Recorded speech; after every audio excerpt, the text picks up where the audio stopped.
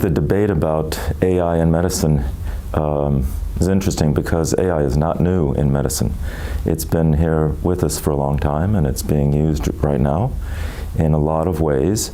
And I think it's been very useful. I think the promise is huge. I think it can help in many, many different ways. I don't think it will replace people like physicians and nurses, but I think it can be an enormous help. The problem is that there are some drawbacks and some concerns that are very real that need to be addressed first.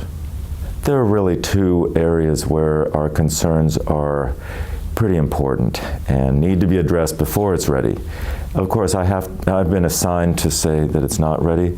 In some ways it is ready, but in others it's not. And that tends to revolve around the idea that when AI is used in a sort of replacement fashion for trained physicians and other clinicians, it falls short because it can make errors. Errors based on the kinds of data that it's been trained with, errors because of just the way AI works. And you know, it's an interesting concept, errors. Guess what? We physicians make errors all the time. And so do we have a zero tolerance for machines making errors when we tolerate plenty of errors ourselves? And that's something that's sort of a side question. In San Francisco, where I live, we have self-driving cars. I don't know if you have them in London or other places, but we do. And they're pretty good. But when they cause a bruise in one person in San Francisco, it's headlines.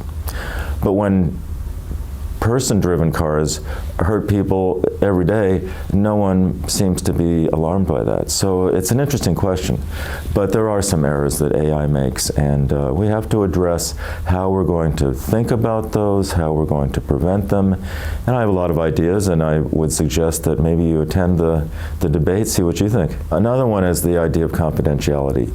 And you know, when personal information, medical information gets into a system, an artificial intelligence, or really any electronic system, it's there. And the question is how that can be protected.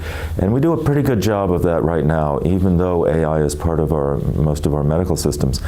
But we have to be careful because of this concept of the black box, and I bet you've heard about this. AI is developed by many, many people and many departments in certain corporations, and pretty soon in the development, no one quite knows how it got developed and how it functions and what its drawbacks are, and so it's immense. It's a huge, these models are huge programs.